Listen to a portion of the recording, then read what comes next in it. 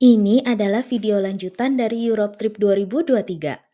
Sebelumnya, kami sudah ke Italia, Vatikan, Innsbruck, Vaduz, Swiss, Jerman, Luxembourg, and Netherlands. Beberapa negara sebenarnya cuma numpang lewat atau numpang bobo ya, nggak yang explore banyak-banyak banget. Makanya, kami bisa mengunjungi 11 negara dalam 13 hari. Honestly, I wouldn't count Germany karena kita cuma mampir ke danaunya aja. Tapi ya karena kita sebagai WNI harus bikin visa Schengen yang lumayan ribet kalau mau liburan ke Europe. Jadi ya emang paling benar kalau kita maksimalin aja deh masa stay visanya. Kalau misalnya berminat untuk ngeliat perjalanan kita sebelum-sebelumnya, bisa cek di playlist Europe Trip 2023. Linknya nanti ada di description box. Negara ke-10 yang akan kita kunjungi adalah Belgia. Kita akan berkunjung ke ibu kotanya yaitu Brussels. Dari Amsterdam ke Brussels membutuhkan waktu sekitar 3 jam jalan darat. Nah, nanti sampai di Brussels kita juga cuma mampir sebentar dan makan siang. Setelahnya kita akan melanjutkan perjalanan ke Paris, kota terakhir dari grup tour, tapi bukan yang terakhir untuk kami, karena kami akan melanjutkan ke negara lain. Sedangkan grup tour dari Indo akan pulang ke Jakarta. Lagi-lagi karena the power of mumpung dapat visa Schengen, jadi ya kita sekalian aja extend. Brussels adalah kota terbesar dan terpadat di Belgia, yang bahasa formalnya French, Dutch, and Germany. Walaupun begitu, kita pakai bahasa Inggris juga masih bisa kalau misalnya buat beli makan atau belanja mah. Di Brussels yang terkenalnya itu waffle, coklat, kentang goreng, dan merupakan tempat kelahirannya si Tintin dan Snowy. Brussels juga sering disebut sebagai Capital of Europe karena merupakan tempat markasnya Uni Eropa dan NATO. Setelah turun dari bus, kita diajak jalan-jalan. Tempat pertama yang kita kunjungi adalah Grand Place. Grand Place ini adalah Central Square yang terkenal di Brussels. Dengan luas 68 meter kali 110 meter, lapangan ini dikelilingi oleh bangunan-bangunan gaya barok, town hall, and museum. Ini adalah detail kasar dari bangunan yang ada di Grand Place. Bisa dilihat, mereka walaupun bersebelahan dan nempel-nempel, tapi punya nama dan peruntukannya masing-masing. Ada yang jadi museum, ada yang private house. Kalau misalnya ada yang mau lebih detail, bisa cek di Wikipedia. Linknya nanti disertakan di deskripsi box.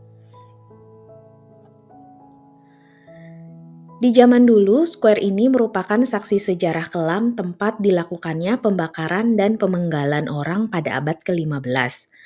Kalau zaman sekarang, di square ini tempat diadakannya acara-acara seperti flower carpet yang diadakan setiap 2 tahun sekali di bulan Agustus. Juga tempat diadakannya Omegang of Brussels setiap Juni-Juli yang merupakan a type of medieval pageant. Juga Winter Wonders dari akhir November sampai awal Januari, ini adalah perayaan Natal dan Tahun Baru. Biasanya khasnya adalah ada pohon Natal setinggi 25 meter dan pohonnya merupakan pohon asli. Selain itu juga ada acara-acara lain. Kita bisa lihat keadaan Grand Place secara live kayak gini. Ini nanti link untuk ke webcam live-nya bisa cek di deskripsi box. Kemarin itu tertarik banget sama Brussels City Museum.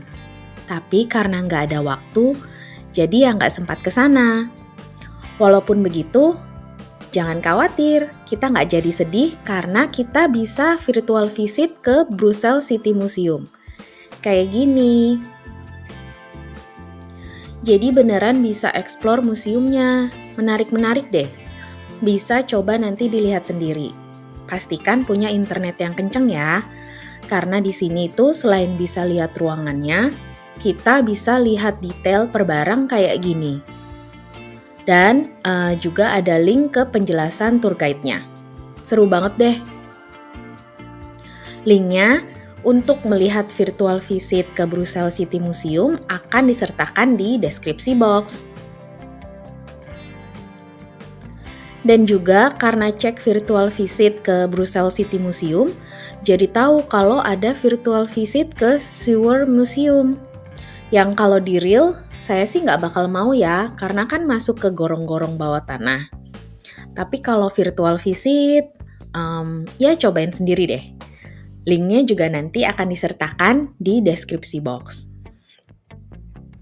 Di sekitaran Grand Place itu banyak restoran dan kafe-kafe, dan toko souvenir, dan juga toko coklat. Walking distance dari Grand Place sekitar 5 menit itu adalah Mannequin Peace. Mannequin Peace adalah iconic fountain dari abad ke-17 dengan patung anak laki-laki lagi pipis. Awalnya sih saya bayanginnya gede ya. Ternyata pas disamperin patungnya tuh ukurannya tuh cuma segitu. Fontainnya juga cuma di pojokan jalanan doang. Walaupun kecil, patung ini tuh terkenal banget. Dulu patungnya sering dicuri, tapi setelah aslinya ditemuin, yang aslinya tuh disimpan di Brussels City Museum, dan yang didisplay di fontainnya itu cuma replika. Nah, yang aslinya itu di Brussels City Museum, kita bisa visit virtually. Coba kita lihat yuk. Mannequin Peace ini ada di lantai paling atas dari museumnya.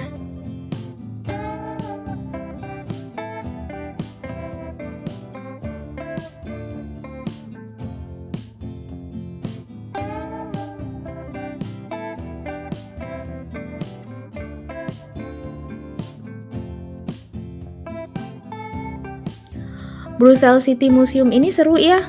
Kalau misalnya ada kesempatan ke Brussels, coba deh luangkan waktu untuk visit ke sini. Entrance fee-nya sekitar 15 euro atau sekitar Rp270.000 untuk kurs sekarang. Nah, balik ke si Mannequin Peace ya. Kalau yang aslinya tuh dia nggak pakai baju, tapi replika yang di fountain ini dipakein baju dan berganti-ganti sesuai event dan jadwalnya. Bahkan ada museum khusus baju-baju yang pernah dipakein ke si Mannequin Peace ini, namanya Garderobe Mannequin Peace. Kalau misalnya tertarik untuk cek baju apa aja yang pernah dipakein, koleksinya lebih dari 1000 loh.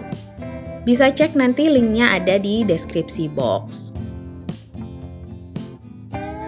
Tahu nggak, sebenarnya ada loh versi ceweknya dari si Mannequin Peace ini, namanya Janneke Peace. Ini dibuat emang untuk nyaingin si Mannequin Peace. Jadi ini tuh patung cewek pakai ponytail, lagi senyum sambil pipis. Coba Google sendiri lah ya picture-nya, saya nggak mau sertain di sini. Ukurannya sama dengan yang patung cowok. Jaraknya juga sama, dari Grand Place walking distance sekitar 5 menitan, tapi di arah yang berlawanan dengan patung si cowok.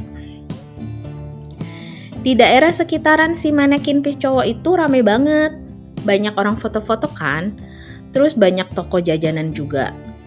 Kita sempat beli coklat dan jajan-jajan cantik sedikit. Lalu kita jalan cari makan siang. Waktu itu dapetnya pokeball, tapi harus jalan agak kesanaan lagi. Di perjalanan tempat makan, kita ngelewatin tempat-tempat cakep juga. Sayang sih kita di sini tuh bentar banget. Kalau misalnya ada waktu lebih, kita bisa lebih puas explore dan foto-foto di daerah sini aja, karena memang bangunannya tuh dan lingkungannya tuh bagus banget untuk di foto-foto. Mungkin kalau misalnya ada kesempatan, bisalah kita coba visit ke sini lagi ya sendiri, nggak usah pakai tour. Jadi punya waktu yang lebih banyak. Setelah makan siang, kita balik ke bus untuk melanjutkan perjalanan ke tempat berikutnya. Sampai jumpa di video selanjutnya.